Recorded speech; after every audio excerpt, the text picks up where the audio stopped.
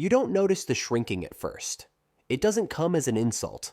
It comes dressed as care, patience, concern, a gentle voice that teaches you to doubt yourself 1 inch at a time. Not a cut, a compression, not a fight, a folding in. That's how deception works. It hides inside kindness. Before toxic people take your confidence, they take your clarity. They don't lie to your face. They lie through it, using words that sound loving but feel smaller every time you hear them. Stay until the end, because the last lie isn't loud. It's the quiet one that makes smallness feel like safety. Toxic people rarely want destruction. They want containment. So they build a cage out of comfort. Walls made of advice, a ceiling of concern, a floor of subtle doubt. And you start living smaller, softer voice, shorter sentences, fewer needs. That's not an accident. It's design. In this video, we'll expose 6 lies toxic people tell to keep you small, and how each one rewires the way you see yourself. If you value cold clarity over confusion, subscribe now, because here we expose manipulation without mercy. The first lie: you're lucky it's me. It sounds affectionate, almost flattering, but hidden inside is ownership. It reframes mistreatment as privilege, turning gratitude into obedience. You stop asking, "Is this love?" and start whispering, "At least I have them." That isn't affection. It's control disguised as devotion.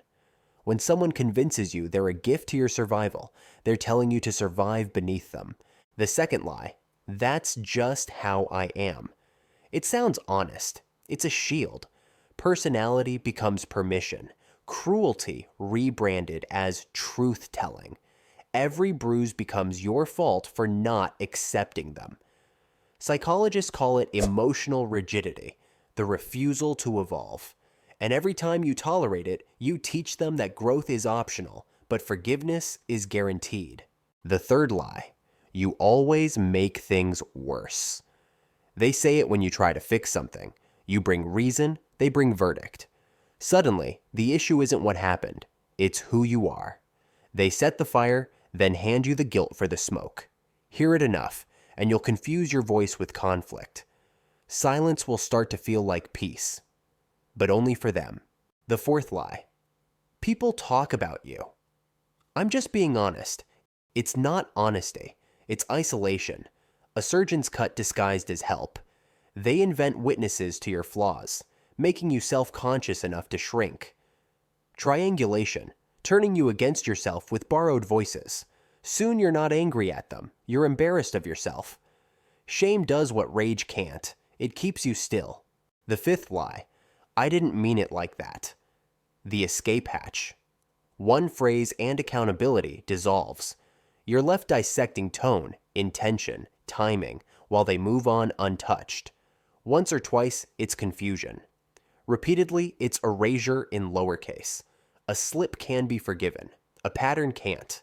Once it feels rehearsed, it's no longer human. It's training. Every lie until now tried to control you from the outside. This one does it from within. It doesn't argue. It attaches. And once it's inside, you'll protect it for them. The sixth lie: I'm the only one who truly understands you. It sounds tender, almost sacred, but it isn't love. It's containment through intimacy. They make themselves the only translator of your soul, and soon you start filtering reality through them. Friends become jealous. Therapists become biased. Every perspective but theirs turns into a threat. Dependency replaces connection. That's why this is the final lie. Because it's the hardest to notice. It doesn't chain you with fear. It binds you with belonging. You won't just stay. You'll guard the cage from the inside. If you recognized yourself here, understand what was taught. Not kindness, compliance. Not honesty, editing. Not intimacy, leverage. They didn't need to make you small. They only needed to make smallness feel safer than standing tall. Here's the truth. Care without respect isn't care. Closeness without freedom isn't closeness. And love that demands your shrinking isn't love. It's control spoken softly. You were not born careful. You were taught to be careful around the wrong people. That's why your strength feels dangerous now, because it ends their control. So speak a full sentence without apology. Say no without a reason. Rest without permission.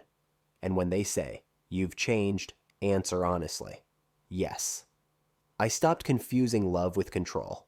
You're not hard to love. You're just hard to own. And that's what freedom sounds like. This is the Cold Narrator. Cold clarity against toxic games. If this helped you see through the noise, hit like, share it with someone who's still trapped in those lies, and subscribe for the next truth they don't want you to hear.